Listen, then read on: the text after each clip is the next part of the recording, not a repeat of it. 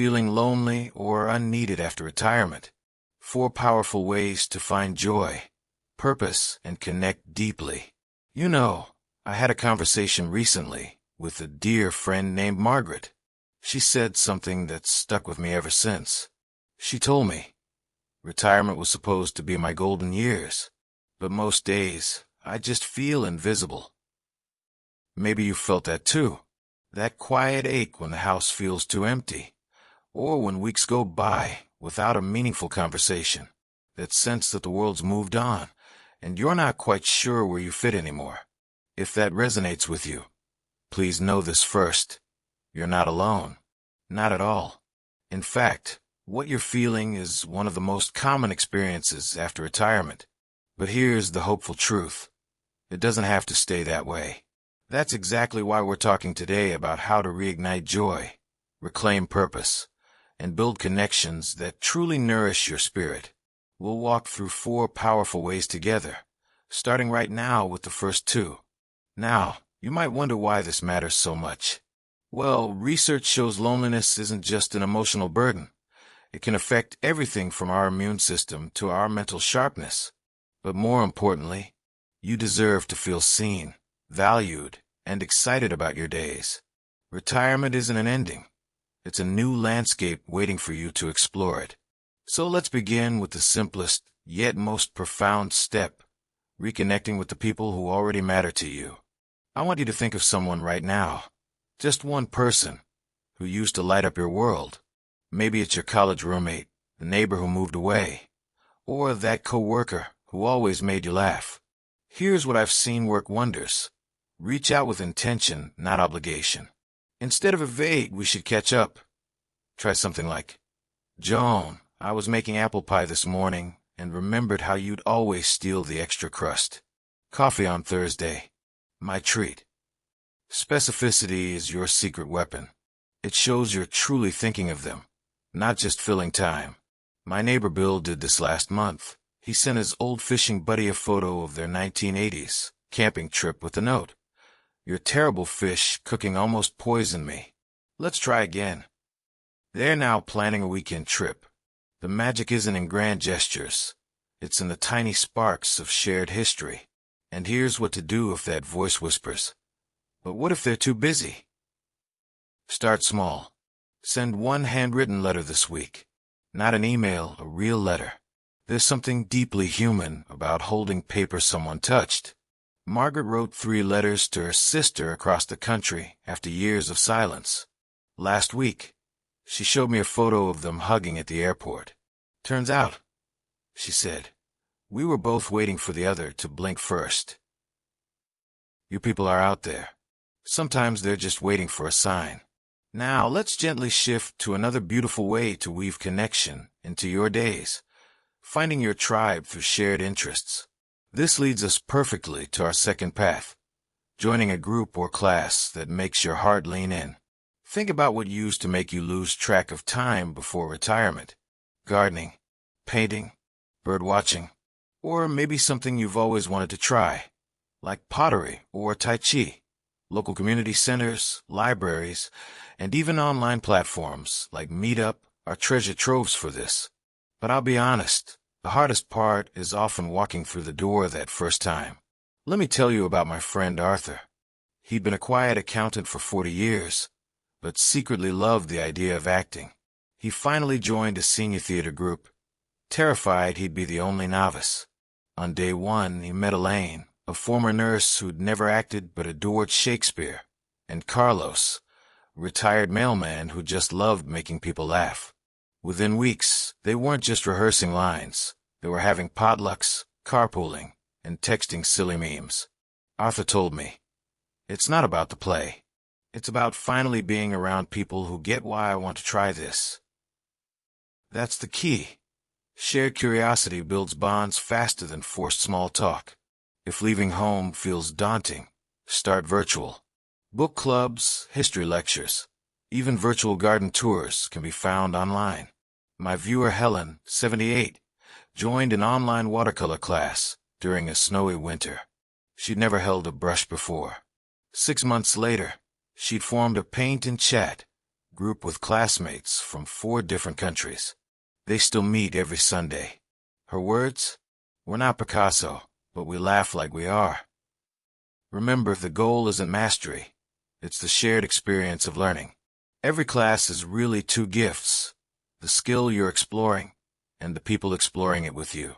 So far, we've talked about reigniting old connections and discovering new ones through shared interests. Both paths share something vital. They start with honoring what already makes your heart stir.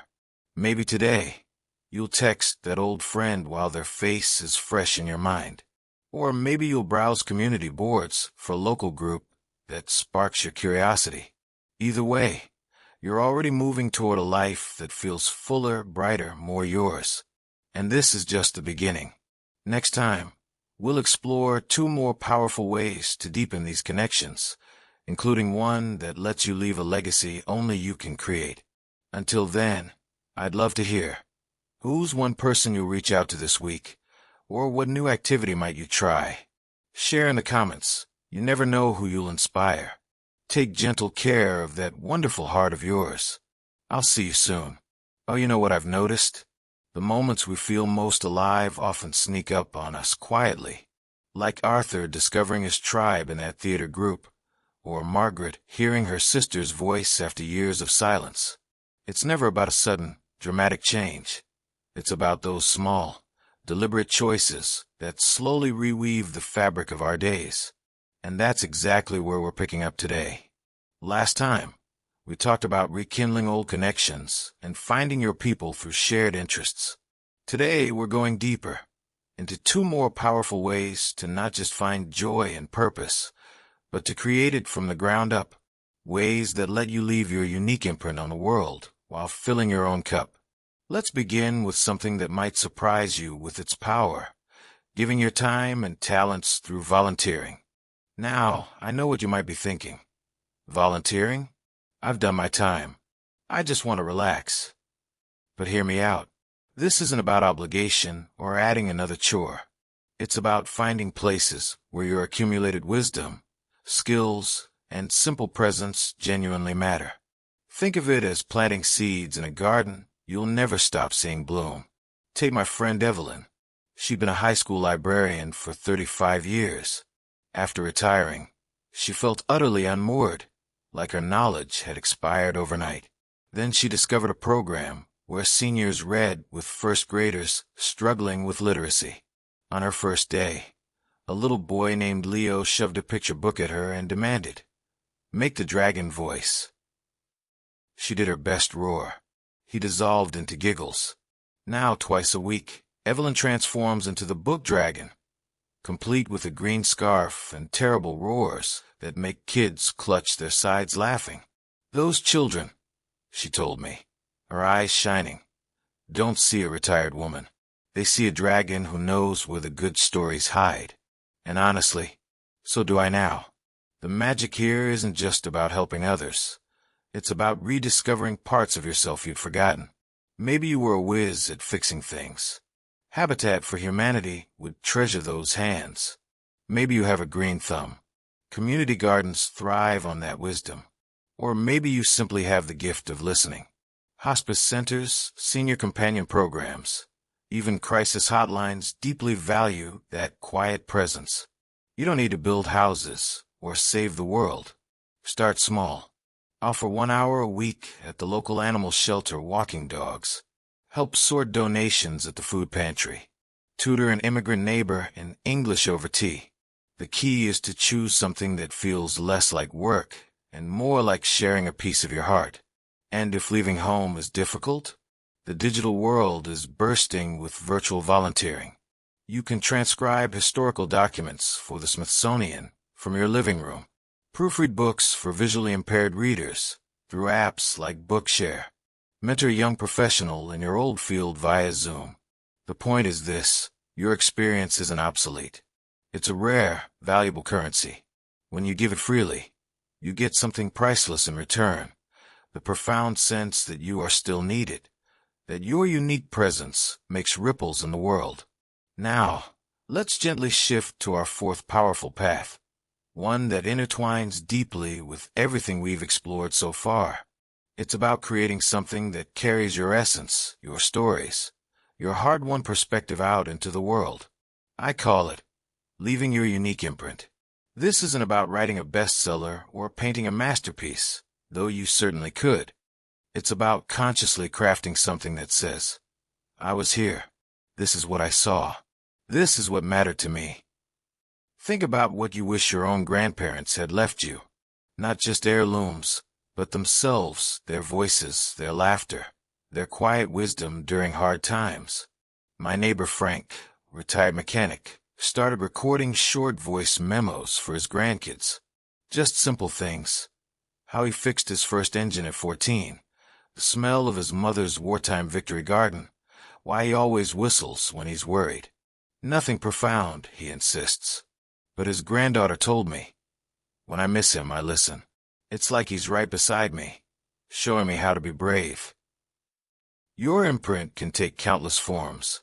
Preserve your stories. Record oral histories using simple apps like StoryCorps. Write letters to future generations about the world you knew. Compile family recipes with the little notes like, Aunt May always burned this, so set the timer. Share your craft. Teach knitting at the library. Build birdhouses for the community park. Donate quilts to the neonatal unit. Cultivate beauty. Plant a rose bush known for blooming fiercely every spring. Your quiet statement that beauty persists. Tend a bench in the park where people rest. Spark curiosity. Leave little wonder jars at the bus stop. A seashell, a curious seed pod, a note asking, where do you think this came from? This isn't about legacy in the grand, intimidating sense. It's about the small, enduring traces of you that whisper to others. Pay attention. This life is precious. I know I lived it. When you create something only you can give, loneliness simply can't take root. You're too busy speaking across time. What we've explored today, volunteering your irreplaceable gifts and leaving your unique imprint, are more than just activities. They're declarations. They say, I am here. I matter. My story isn't over. And the beautiful thing? They naturally deepen the connections we started building last time. That book club friend might become your memoir writing buddy. The grandchild who receives your stories might sit with you to record them. The dog you walk at the shelter might bring you into a whole new community of animal lovers. It all weaves together, stitch by intentional stitch, into a life that feels rich and resonant. Next time, we'll bring it all home, tying these threads into a final, uplifting reminder of how your presence, exactly as you are right now, is a gift the world genuinely needs. Until then, I'd love to hear, what's one small way you might share your gifts this week? Or what trace of your story do you feel called to leave? Share in the comments. Your courage might be the nudge someone else desperately needs. Keep planting those seeds, my friend. I'll see you soon for our final piece. There's something I've been thinking about since we last spoke. A story my grandmother once told me. She said that after my grandfather passed, the silence in her house felt like a physical weight. One morning, she noticed a pair of cardinals building a nest outside her window. She started leaving seeds for them. Then she bought a notebook and began sketching their bright red feathers, the way they tilted their heads. She'd never drawn before. Those sketches turned into journals filled with pressed wildflowers, weather patterns, and little notes like, today, the male cardinal scolded a squirrel very loudly. She wasn't just watching birds. She was rebuilding her world, one small, intentional act at a time. And that's where we find ourselves now, ready to weave together everything we've explored into a life that feels deeply, authentically yours. Let's gently revisit the 4 paths we've walked together, not as a checklist, but as a quiet reminder of how many doorways exist when you feel stuck. Reaching back to those who knew you then to remind you who you are. Stepping forward into shared spaces where curiosity becomes connection. Giving freely the skills and wisdom only you can offer. Leaving traces of your story for hands and hearts yet to hold it. But here's what I haven't said yet, the most important part of all. None of this works if it feels like another burden. This isn't about adding more to your plate. It's about alchemy, taking the ordinary moments of your day and transforming them into something sacred. Think of Jean, who started simply by sitting on her porch with a sign, "Free lemonade and stories." Kids on bikes stopped first. Then Mrs. Gable from down the street brought her famous shortbread. Now, every Tuesday, that porch holds 8 neighbors sharing tales of first loves, lost pets, and stubborn rose bushes. Jean's loneliness didn't vanish overnight. It was crowded out by laughter and sticky lemonade glasses. Or consider Henry, who thought volunteering was beyond him after his stroke. Then his granddaughter showed him how to record audiobooks for children online, 1 hour a week, from his recliner. His first story, Frog and Toad Are Friends. When he got to the line, "I am happy to be a frog," his voice cracked. He told me, "For the first time in years, I remembered I'm happy to be Henry." The gentle shift that changes everything. This is where purpose lives, not in grand achievements, but in the tiny choices that whisper, "I choose to be here." Brew tea in your favorite mug instead of a travel cup. Text a sunset photo to someone who'd appreciate it with the words, "This made me think of you." Plant basil in a pot by the kitchen window and inhale it deeply each morning. These aren't tasks. They're love letters to your own life. When the doubt creeps in, I know some days feel heavier. When you think, it's too late, or no one would notice. On those days, do this. Stand at your window for 5 minutes. Really see the way light dapples through leaves. Clouds shaped like forgotten continents. A child's pink bicycle abandoned joyfully on a lawn. This world is so fiercely, beautifully alive, and you are part of it. Not as a spectator, but as someone irreplaceable. Your memories, your laughter, the way you stir your coffee. These are threads in a tapestry only you could weave. The ripple you can't see.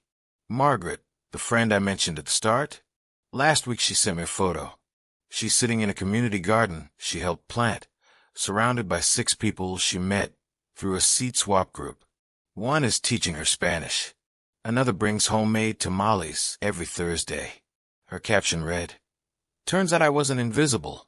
I was just looking in the wrong mirror." This is your invitation. Start where you are. Use what you have. Offer what you can. Reheat yesterday's coffee. Add cinnamon. That's for you. See dandelions and sidewalk crack.